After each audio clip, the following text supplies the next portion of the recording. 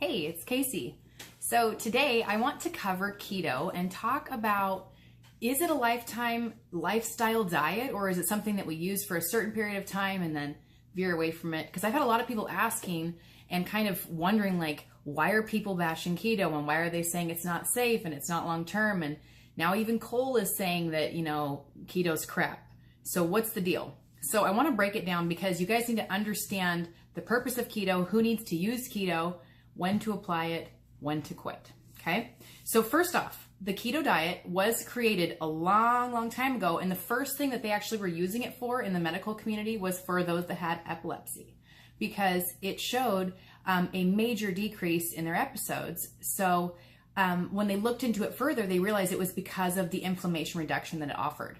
So after that, they started realizing that there were more things they could use keto for. And in particular, when you look into any disease, so if you have a disease, it doesn't matter what kind of disease it is, any disease in the body has elevated inflammation. So you would be a great candidate to try out the ketogenic diet. If you are really wanting to lose weight and lose it fast and not sacrifice muscle, the very best way for you to do that is to do intermittent fasting paired with a ketogenic diet. So there are countless studies, and you will read reports all over the internet of people losing hundreds of pounds in a year doing this and just sticking to it. And it's really effective. So if that's you, then try it. If you have an autoimmune disorder, again, you have inflammation and imbalance within your body. And when you keep it really simple, like you can do very simple keto. And if you're somebody that has, like, let's say your issue is like IBS or Crohn's, you want to have the same food every single time that you eat for at least 1 to 2 weeks to see how your body's responding, and to keep a journal so that you can actually see, like, did I have symptom reduction? What made me feel better about this food? Maybe is there something I'm eating that I'm feeling like it's making me bloated or it's making me not feel as good? So like a really simple, super simple keto refeed could be protein, avocado, handful of nuts, and like a cup of berries. Just keep it super simple.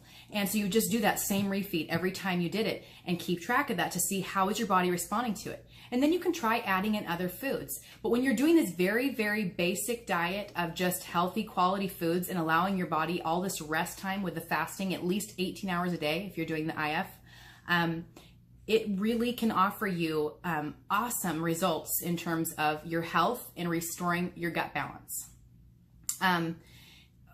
Now, the main reason I want to talk about why, because I've had several people go, well, you talk about the snake diet and you talk about, following all these guidelines, but Cole's not promoting keto anymore at all. Why is that? So I want to explain that. Number one, if you look at actual specific traditional keto that was designed for epileptics, it is 5% carbs, 5% protein, 90% fats. That is not conducive for long-term life, and it is not conducive whatsoever for building muscle.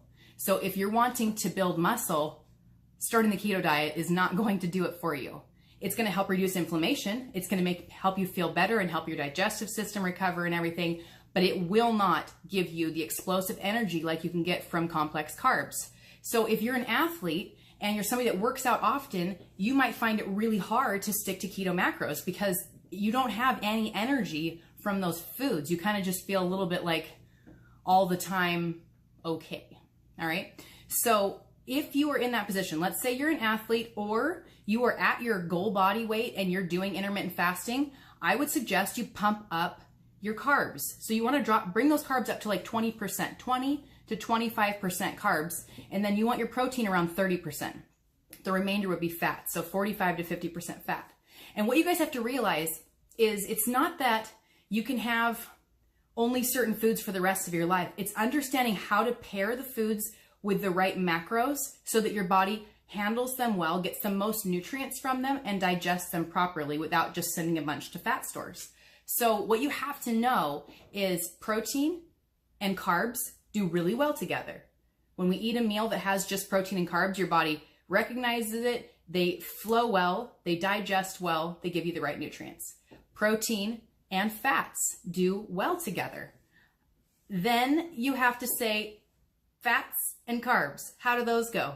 Fats plus carbs equals total disaster. It equals addictions, cravings, and massive weight gain, massive inflammation, okay? Because your body does not run well with those two together. Protein is very important for our lives. And so Cole's kind of on this big protein kick right now because protein is super essential. And when you don't have enough protein, you start getting deficiencies. It's why people that are vegetarian and vegan often get deficiencies. And I'm a testimony to that because I was vegan for 6 years.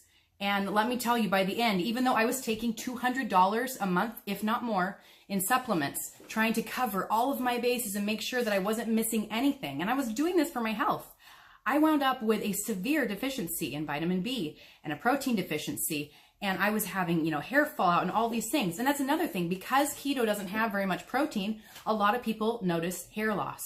And for females, that's really not a comfortable thing to be experiencing. It's very embarrassing. It makes you feel insecure. So if you are doing this right now and you're having those symptoms, there are certain supplements that can help bring up the biotin levels and your vitamin Bs to help your hair to stay better. But I would recommend upping your protein because you're not getting enough if you're having hair loss. So as we move forward, if you're doing keto right now and you're in, let's say you're one of the ones that you're trying to lose weight and you're doing keto and it's working well. So what do you do? When do you make that switch to go, okay, well, am I at the place now where I need to start changing my macros? When do you do that? So what I want you to tell you is that when you get to your set point, so I've talked about this before. So let's say my heaviest was when I was pregnant and I got up to like 155, okay? My set point, which is like the ideal weight that my body likes to sit in, that's healthy for me, that's a perfect body fat percentage, is 125. Now, if you've ever checked the BMI scale and you type in your height and weight, there's a range that's huge. Like for me, it says that my BMI, I could be as low as 119 and as high as 140. That's a very, very big swing of weight. And let me tell you, I've been in both categories. When I'm down at 119, I completely cease my menstrual cycle. I feel weak and feeble and tired and just not energetic and just like a wimp.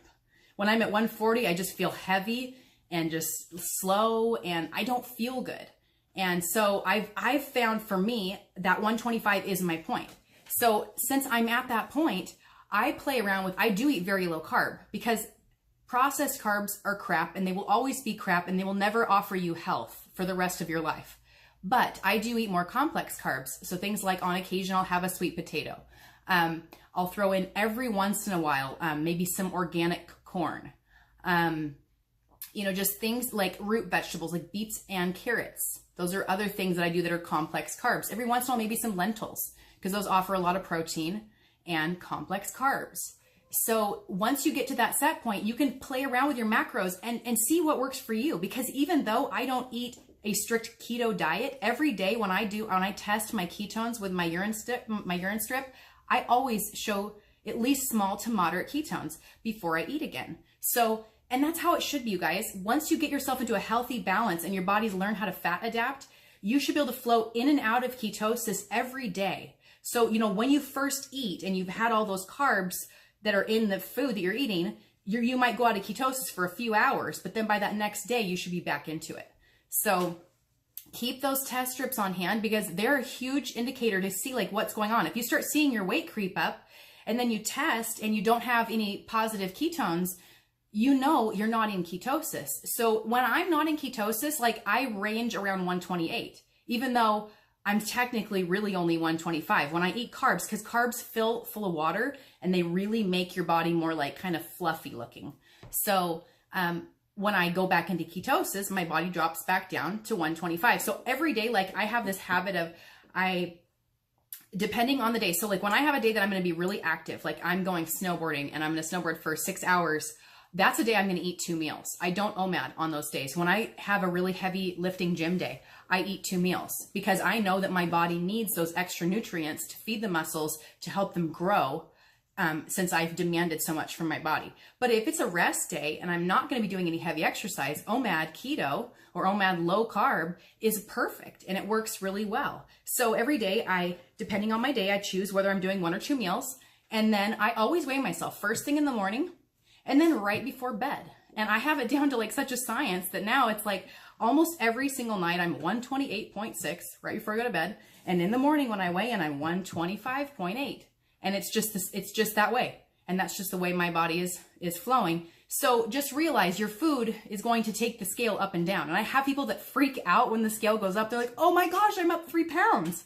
Well, you're not really up 3 pounds. You ate that much liquid and food in terms of ounces that your body's now having to metabolize. So it's going to take a little bit of time for you to get back to your true weight. Okay. So in order to really know what your true weight is, you guys have to be weighing yourself every day. Try to do it at the same time. And ideally, you want to do it in the morning after you've had a bowel movement so that you're at the cleanest, lowest weight state that you are. Okay. So if you have further questions about this or how to set up your macros, I'd be happy to help you. I have my Fasting with Friends group on Facebook that is an awesome platform to just give you a sense of community, to help you to get through your long fasts and to have other people to support you. And it's a great place to ask questions. So if you want to check that out, find me on Facebook with Fasting with Friends and request an ad, and I will be happy to put you in the group. Have an excellent day. And if you haven't already, please give this a thumbs up and subscribe. Thank you.